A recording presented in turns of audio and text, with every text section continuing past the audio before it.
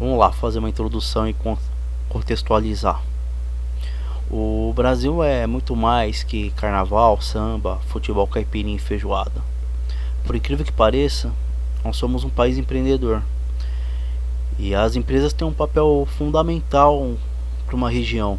Por mais que o foco de uma empresa seja o lucro para essas empresas só é possível quando ela se dispõe a entender o mercado. Mercado esse é formado por uma demanda e uma oferta. A demanda é formada por pessoas que precisam de algo, seja produto, seja por serviços. E as empresas criam uma ou mais oferta que prestam a satisfazer essas demandas. Grande parte das empresas, para desenvolver suas atividades, elas não conseguem fazer isso de forma individual, né, uma pessoa só. Porque o modelo que ela resolve adotar pede por uma estrutura um pouco mais complexa e por isso precisa de mais pessoas, o que faz criar naturalmente ofertas de emprego. E obviamente, na medida que ela for prosperando e crescendo, ela aumenta a sua capacidade de absorver mais mão de obras, né? Gerando ainda mais empregos. Então dá para perceber que uma empresa é uma impulsionadora no desenvolvimento de uma sociedade, né, através dessa geração de empregos, que por sua vez impacta nas questões econômicas e sociais. Só que não é fácil empreender em circunstâncias favoráveis, pior ainda é empreender em cenários conturbados. São diversos desafios que um empresário precisa enfrentar constantemente. Equilibrar os riscos e as oportunidades, as forças e as fraquezas, e ainda deixar que o negócio continue produtivo, é um dos fatores que fazem muitos empresários desistirem e voltarem a ser empregados.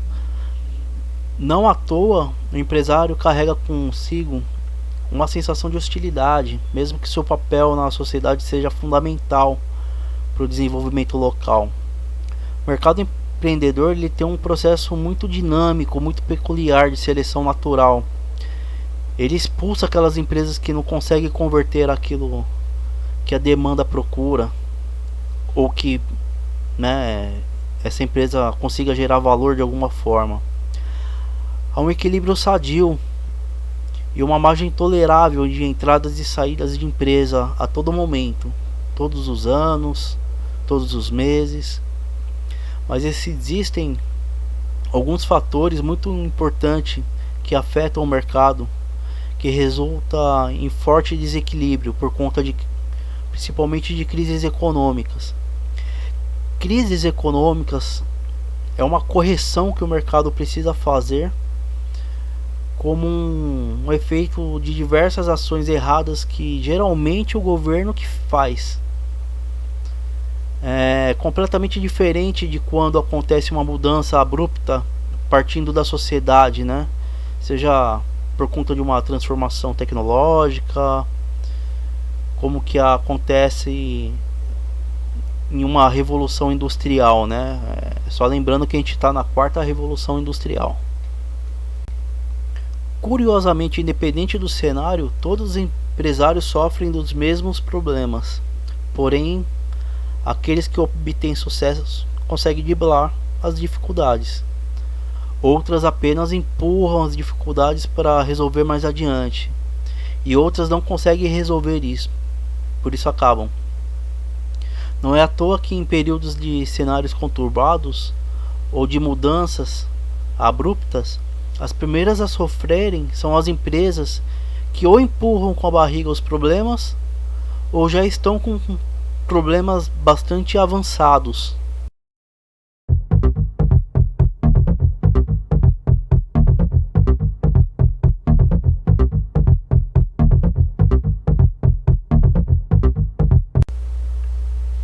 Na data da gravação desse vídeo, contamos com aproximadamente 19 mil empresas abertas funcionando, dentro de um universo entre micro a grandes empresas. São Paulo lidera o número de empresas com mais que o dobro do segundo lugar, que é Minas Gerais. E logo abaixo vem o Rio de Janeiro.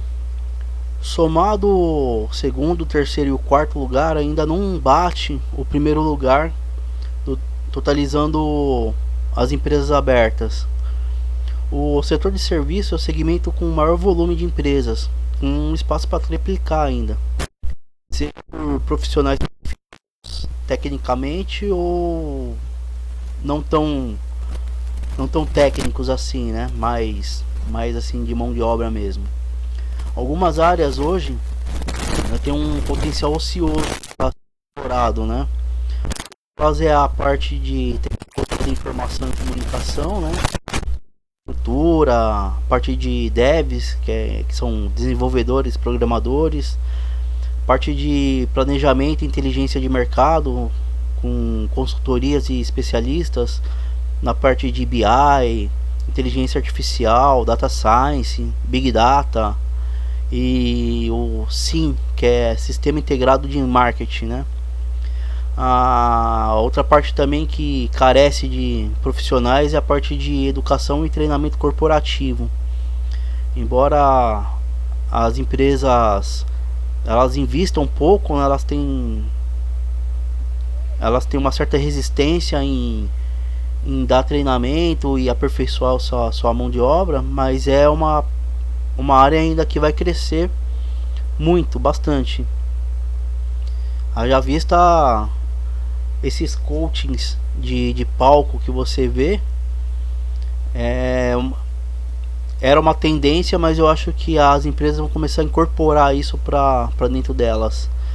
A parte de comunicação é um setor bem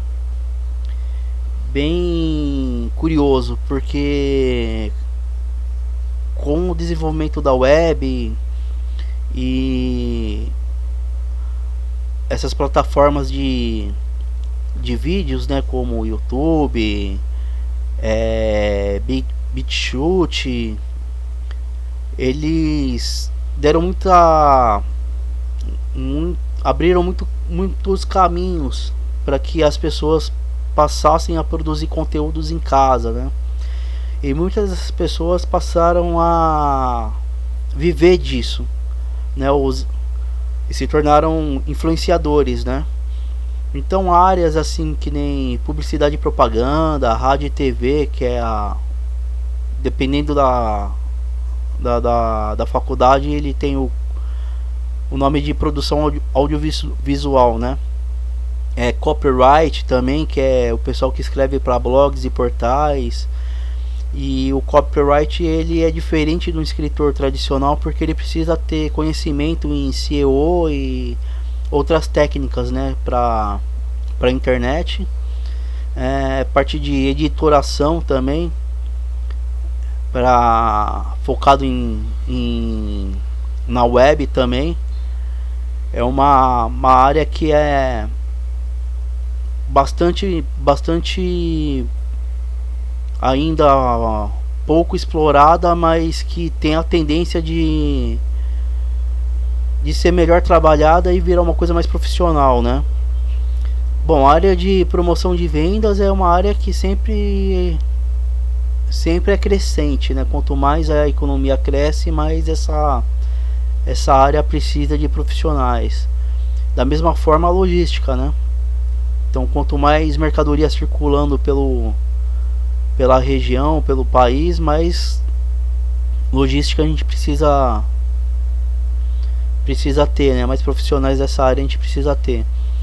Mas tem um fenômeno crescente e novo, que a economia até puxou uma vertente dela, que é chamado de economia criativa. Então é algo com mais ou menos 30 anos, então é relativamente bem novo se comparado com as outras áreas econômicas, né? Mas a economia criativa ela engloba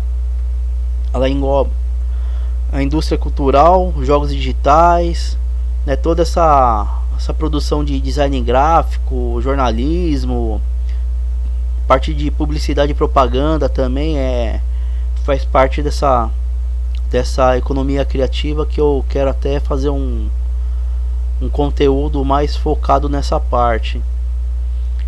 E em segundo lugar, que mais tem demanda, né, por empresas abertas, é o comércio varejista. O varejo, o modo, ele é bem, sempre foi muito buscado, né? Ele é, eu acho que é uma coisa que todo mundo pensa quando tá, eu quero ser dono de alguma coisa, tipo, sempre vai pro varejo, né? Seja abrir um mercadinho, uma loja de roupa, qualquer coisa assim do tipo. E o que condiz com o perfil da maioria dos varejistas abertos é de moda e acessórios, né? Porque um tá ligado ao outro, o acessório tá bem ligado a roupas, a vestimentos, essas coisas, né? E em segundo, alimentação em geral, mercearia, mercadinho, boteco, restaurante, padaria, fast food. São dois produtos que tem até uma explicação lógica para isso daí, né? Roupas e comida, que eu quero explicar com mais detalhes quando eu fizer um vídeo sobre consumidor, né?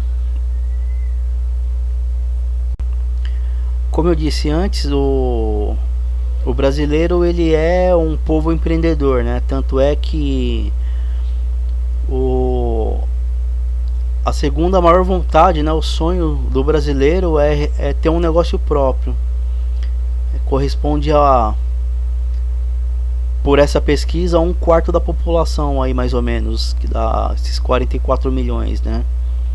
Isso é legal porque é uma mudança comportamental, né? Há anos atrás, status era ser funcionário público, né? Então, muito provavelmente para quem tem mais ou menos 60, 70 anos aí, tem essa concepção, né, de funcionarismo público, né? Uma segurança e várias outras coisas que vêm, né? Mas está mudando o comportamento. Isso eu acho bem interessante de analisar, que a população quer ser empreendedor, quer fazer acontecer, não quer ficar de braço cruzado, não. E o empreendedorismo é legal porque ele ajuda muitas pessoas a ascenderem socialmente, né? Então a pessoa é da classe C e acaba indo para a classe B, para a classe A, ou a pessoa é da classe E vai para a classe A, para a classe B. Sempre tem essa possibilidade de ascensão social, né? Isso é importante para formar uma classe média maior do que a gente tem, né? Com mais possibilidades. E o Brasil, ele corresponde pela 7ª taxa de empreendedorismo inicial do mundo.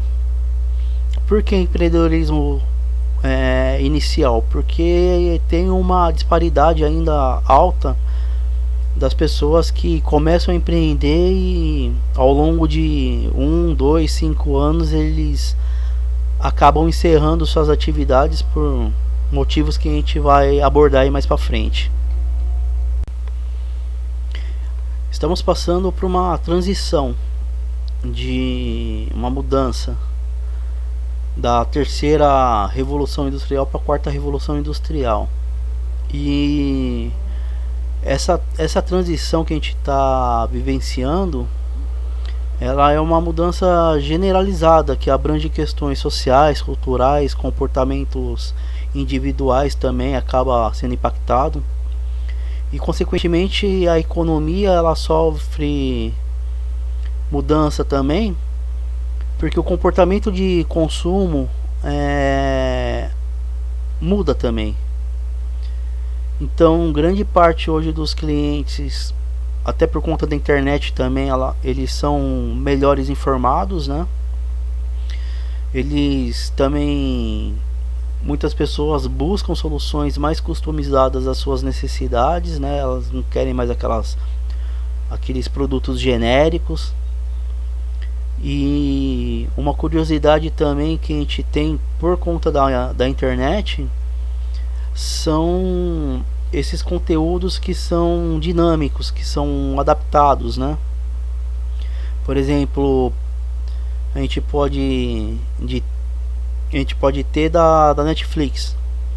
Netflix é uma plataforma que você de aluguel de filme, que você assiste aquilo que você tem vontade de assistir quando você quer. Você não fica preso àquele formato antigo, né, que a gente tinha de TV ou de TV por assinatura, que a gente tinha que esperar o programa acontecer naquele horário e só podia ser naquele horário pra gente assistir. E quem não tinha videocassete, que não pudesse programar o videocassete para assistir, então não assistia aquele programa. E se você gostasse muito daquele programa ou daquele filme, você não poderia reassistir ele de novo em curto espaço de tempo, tinha que esperar ele ser reprisado mais lá adiante. Então ficava preso nesse formato. Hoje não, hoje a gente consegue acessar qualquer tipo de conteúdo a qualquer hora do dia. Pode ser pela televisão, pode ser pela telinha do celular, né? Pode ser pela tela do computador. Então hoje a gente tem um dinamismo muito maior do que a gente tinha antes.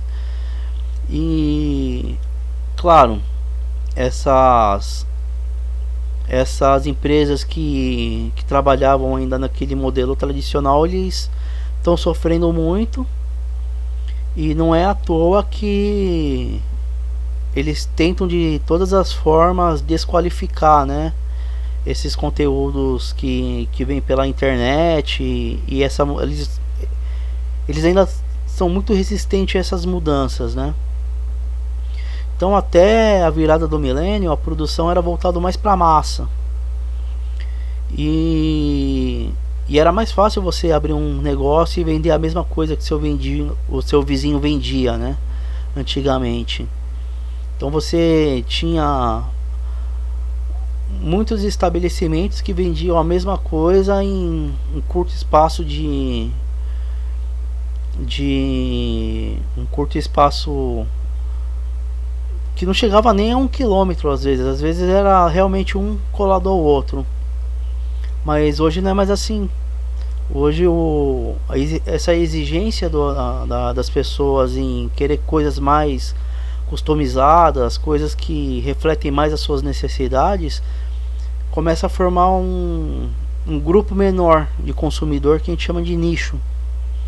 Então o nicho está virando até micro nicho também. Então você tem um grupo ainda menor ainda de consumidor, que muitas vezes para empresas grandes é complicado você trabalhar com esse público muito pequeno, porque eles não conseguem o retorno esperado, né, desse investimento. Mas para uma empresa que tenha uma gestão um pouco mais, digamos que humilde, com menos pessoas, com menos infraestrutura, é viável, porque o gasto dela é menor também. Então é viável trabalhar com esse público, né? Um público mais segmentado, que para empresa grande pode não representar ganho, mas para empresa pequena representa um ganho enorme, do que se ela fosse trabalhar com uma massa. Ela tentar entrar no mercado onde que muitas pessoas já estão trabalhando com aquele público, e ela vai ser apenas mais uma. Então, produtos mais customizados que a gente pode até usar de exemplos é roupa, carros, móveis, até mesmo alimentos, né? Então, você vê que grupos de pessoas estão ficando cada vez maiores, principalmente o pessoal veganos e vegetarianos, né? Ou o pessoal que tenha um cuidado maior com a sua alimentação por questão de saúde. E um outro setor também que é muito interessante de falar é sobre produtos de belezas, né?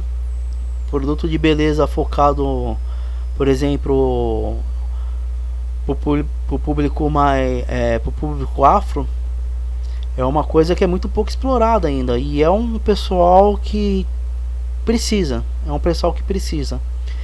e eles têm condições de consumir. Eles têm, quem começar a trabalhar com esse público vai se dar bem, vai se dar muito bem. Então é possível atuar dentro de um mercado concorrido, mas oferecendo algo que as grandes não oferecem, e ainda ter um lucro formidável com isso. E a importância da micro e pequena empresa, né? Porque a micro e pequena empresa consegue visualizar isso. E toda mudança comportamental de consumo, a micro e pequena empresa ela tem maior, como que eu posso dizer, ela tem melhor condição de se adaptar a essa mudança e atender esse público menor, que é menor, ocioso, mas não quer dizer que eles não te dê o ROI, né, o retorno sobre o seu investimento, né? E fora esses produtos mais customizados, a gente pode pegar algumas áreas novas também que estão surgindo e que ainda não estão sendo muito bem trabalhadas. E essas áreas que estão surgindo é um processo natural de quando você tem uma mudança na forma de produção, né? Então hoje a gente depende muito mais da tecnologia do que antes, e as novas tecnologias que estão surgindo, elas são muito pouco exploradas. Por quê? Porque falta pessoas que se interessem em estudar, que se interessem a trabalhar com elas.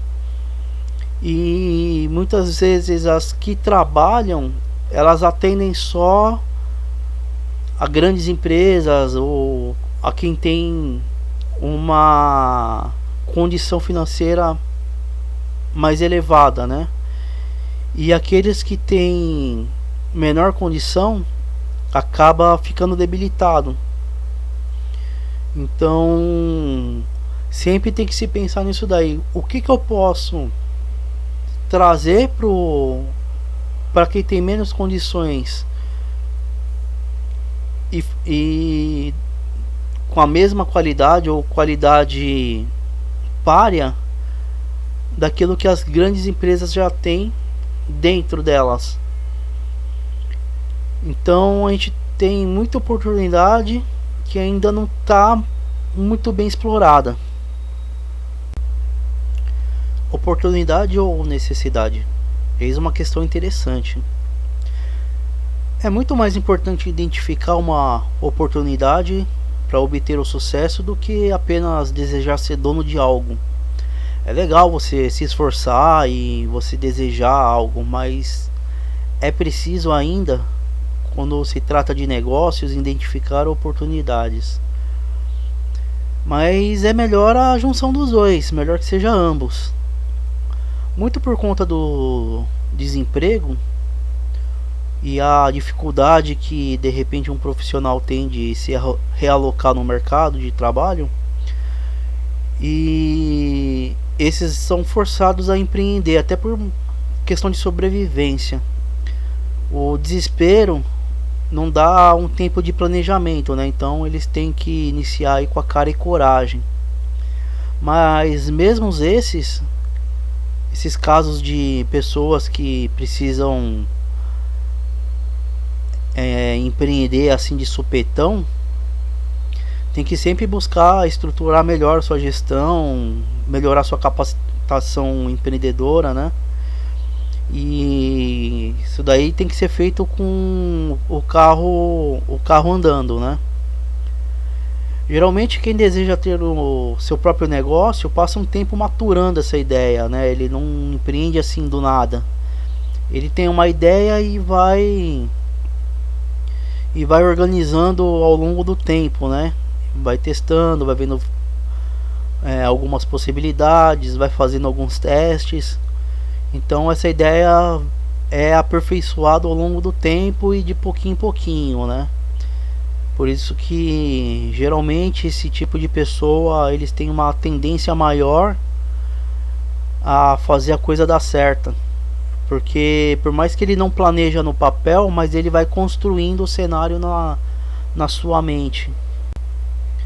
Iniciar um negócio baseado apenas em um pretexto não é certeza suficiente para que seja próspero, mesmo que você de alguma forma tenha planejado curtamente, né? Um período bem curto assim.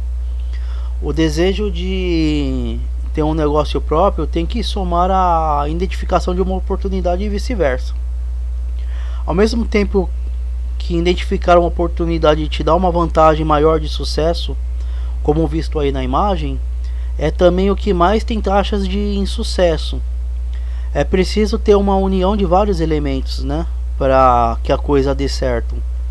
Vontade de ter o seu negócio próprio, identificar uma oportunidade, planejar previamente e não apenas por uma imposição de clientes ou fornecedor, se doar 100% para fazer a coisa acontecer, ter responsabilidade muito maior do que aquelas atribuídas quando era empregado. Isso é uma coisa que as pessoas têm uma certa dificuldade de lidar, porque a partir do momento que você empreende, você não tem pessoas que fazem alguma coisa por você. Você tem que correr atrás, você tem que treinar a equipe, você tem que você tem um monte de atribuições que você não tinha antes, e antes era separado, né, em outros departamentos. Então deixa eu pontuar 2 ou 3 questões aqui que aparece aí na imagem. Exigência de clientes, né? Ficar refém de apenas um cliente é complicado, porque se esse cliente amanhã ou depois ele se ausenta, o seu negócio quebra. Então é sempre bom procurar aumentar a sua carteira sempre aumentando, e tentar fazer com que o seu negócio dependa o menos possível de um cliente. Ao meu ver, se o seu negócio depende 30% de apenas um cliente, eu já acho que é arriscado. Se depender 50% de um cliente só, é mais arriscado ainda. Eu posso te falar porque eu já tive algumas experiências que eu tinha um cliente que representava mais de 50% da minha carteira, e eu tive um problema com ele, e ele deixou de comprar comigo durante um período, né, por contas de questões contratuais, e isso afetou diretamente meu faturamento, né? Então é muito importante ter uma carteira de clientes mais ou menos formatada para, se um ou outro faltar, os demais dê conta. As exigências com um fornecedor também, às vezes para você comprar dele você precisa ter um CNPJ, também é complicado, porque se você abre um CNPJ e junto com o CNPJ você tem um monte de obrigações ali, né, principalmente tributárias, que você tem que arcar todo mês, independente se a empresa esteja vendendo ou não. A partir do momento que você tira um CNPJ e uma inscrição estadual, você já tem que pagar aqueles impostos todos os meses, né? Aquelas taxas, todas aquelas obrigações. Então é importante que, ao mesmo tempo que você procure outros fornecedores também tão bons quanto esse que você tem, ou fornecedores que, na falta desse principal, eles consigam te suprir, e você monitorar também a saúde deles, né? Porque eles também estão sujeitos a quebrar. E se eles quebrarem, você quebra junto, como que faz? Então é bom pensar nisso, em você não depender apenas de um fornecedor e você ter pelo menos uns 5. Eu não falo fornecedor só de material-prima, não. Eu falo isso, por exemplo, também se você precisa de entrega. Não é bom ficar refém de apenas uma plataforma de entrega. Por exemplo, se você usa o correio, se o correio entra em greve, como que você faz, né? Geralmente quando o correio entra em greve, as empresas de logísticas elas têm um aumento de demanda.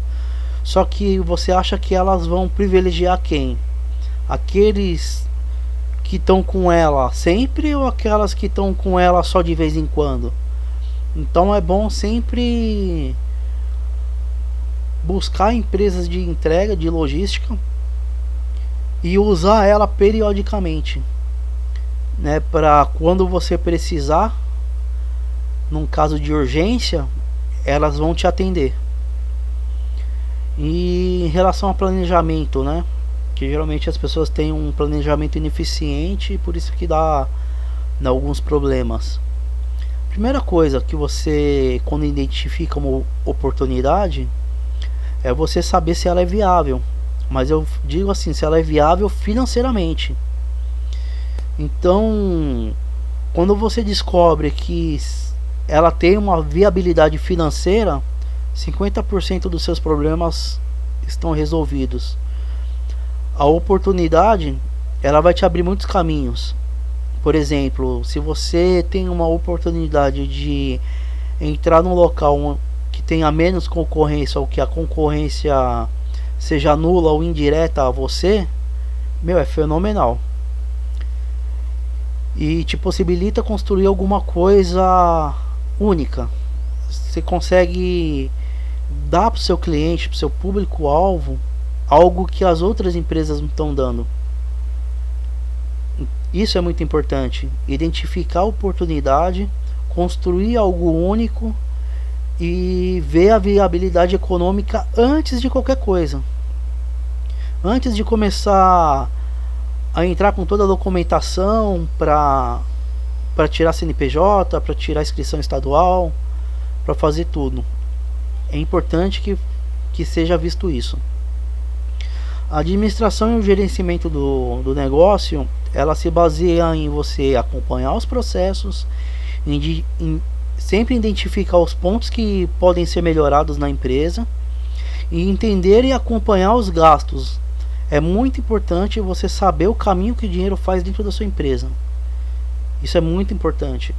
Então você, por mais que você odeie a matemática, você tem que entender um pouquinho de contabilidade. E isso vai deixar a sua organização financeira muito mais clara na sua cabeça. Quando alguma coisa de errado acontecer, você vai saber onde procurar o erro.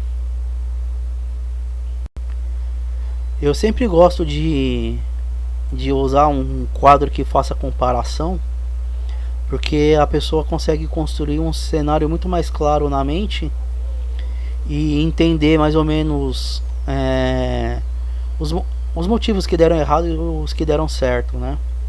Então, antes da abertura da empresa, é muito importante você estudar, você criar um plano de negócio e você testar essa empresa, né? Então você pode fazer diversos tipos de testes, né, para ver se ela tem uma certa aceitação.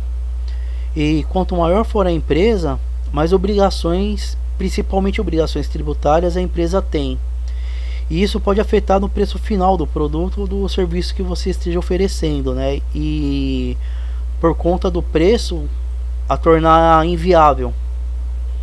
Então, empresas menores com faturamento menor, ela tem a possibilidade de optar pelo regime tributário diferenciado, né? Então, ela pode optar pelo Simples. Existe o Simples Nacional e, no caso aqui em São Paulo, existe o Simples Paulista, né? Ela unifica um monte de tributos e em um só. Então isso facilita muito. Fora que você tem as margens de quanto que a sua empresa fatura, você consegue pagar menos imposto, né? Isso impacta diretamente, né, no preço final para o cliente. A quantidade de funcionários e colaboradores que atuam na sua empresa também é uma coisa que é um ponto que você tem que prestar muita atenção. Que o empresário ele precisa ter uma gestão nessa folha de pagamento qualificada.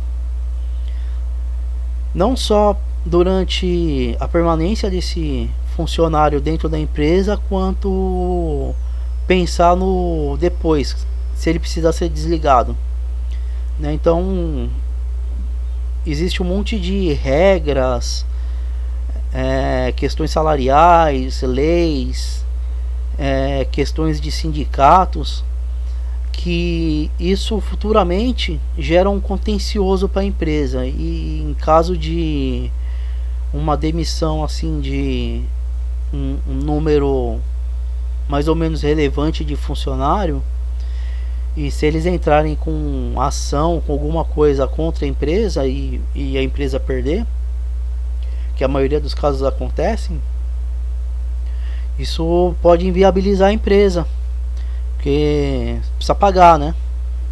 Então, ou você pagar por bem ou você pagar por mal. O planejamento é muito importante, principalmente se você tem sócios, para você fazer com que a empresa funcione e que não tenha problemas entre os sócios, um acabar atropelando o outro. Então é preciso que esses sócios funcionam de uma maneira bem sinérgica. E o planejamento ele também te faz você evitar gastos desnecessários. Então você levanta tudo antes, né? Tudo em relação à documentação, a recursos humanos, a recursos materiais. Faz uma simulação e aí você consegue ter uma previsão de gastos. Mas isso não é só antes de abrir uma empresa.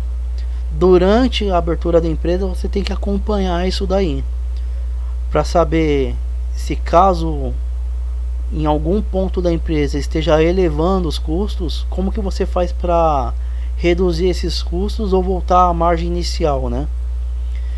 Porque às vezes a gente fica um pouco desligado dessas questões e a gente acaba perdendo muito lucro, muita margem de ganho, né? Então isso é importante.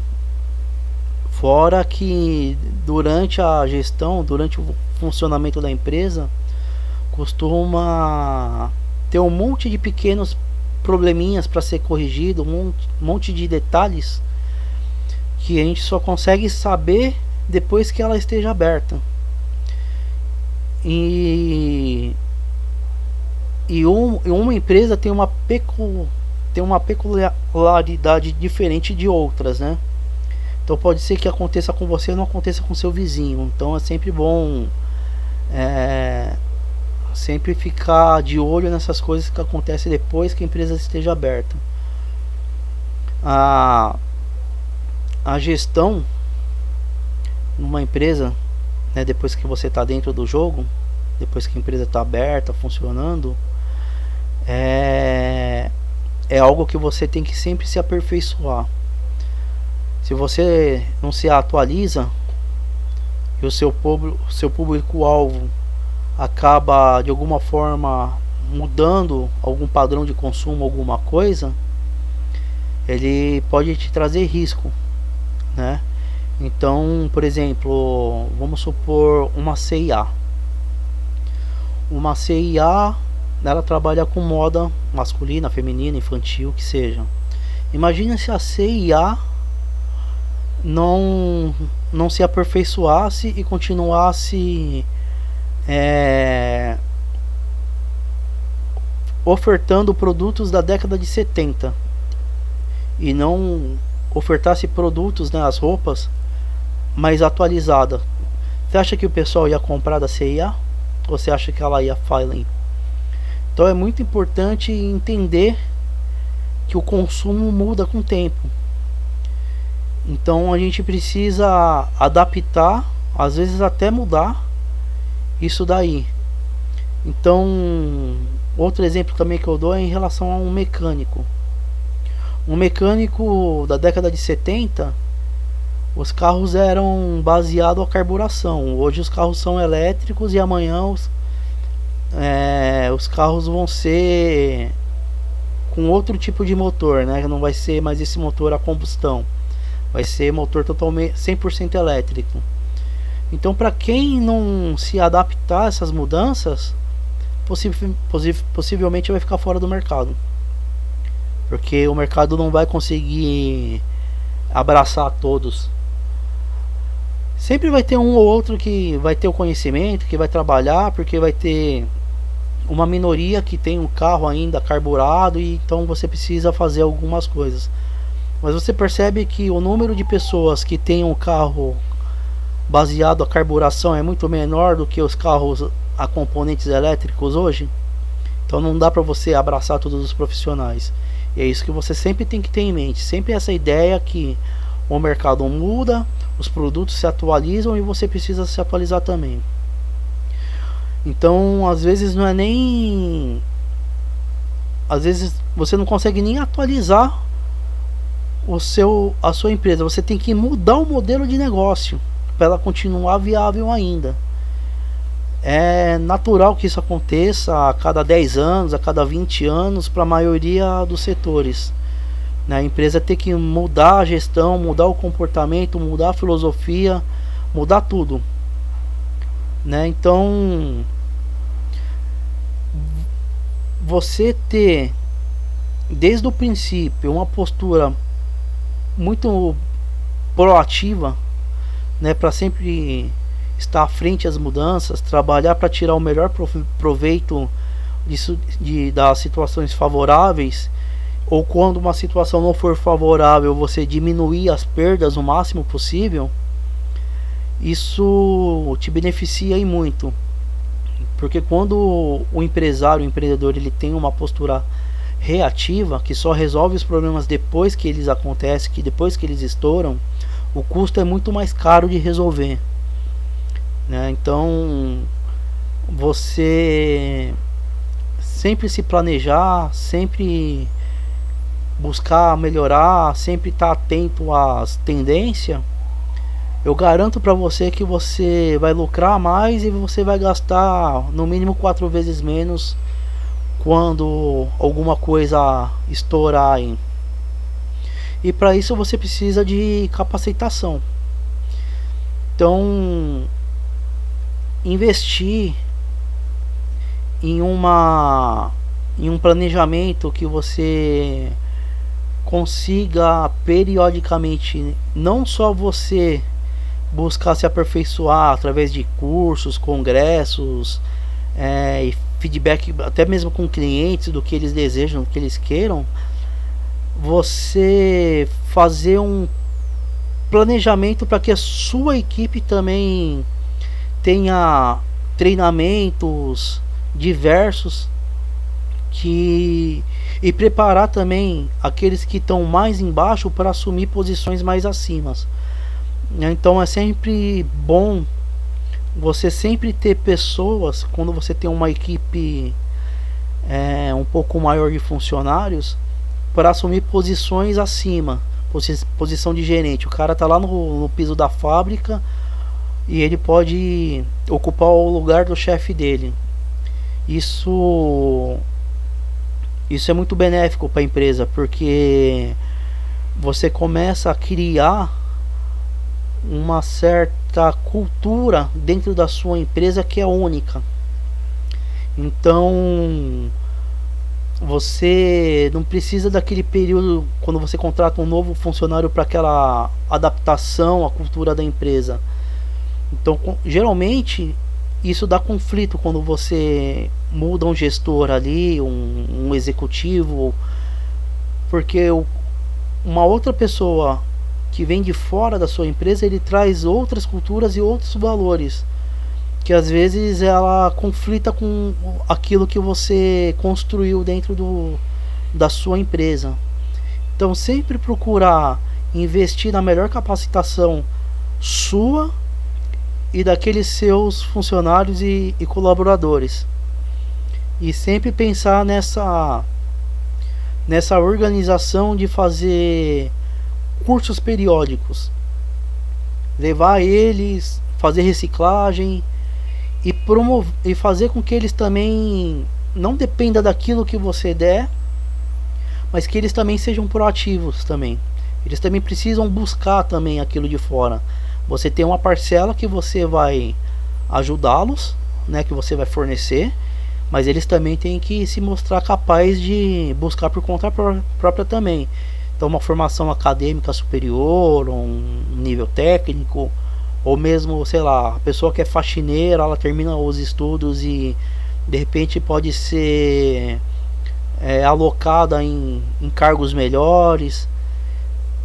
Você tem que ter esse planejamento dentro da sua empresa, né? Então é um processo que precisa ser contínuo e não é caro, tá? Ele não se torna caro para sua empresa de você abraçar esse tipo de comportamento, né? Porque muitas vezes você, independente de quantos funcionários você tenha na sua empresa, e você tenha um ou outro que precisa de uma reciclagem, ele precisa relembrar, porque o trabalho dele às vezes é muito repetitivo e ele não consegue pensar fora daquilo. Então é muito bom você incentivar os colaboradores a pensar um pouco além daquilo que ele faz.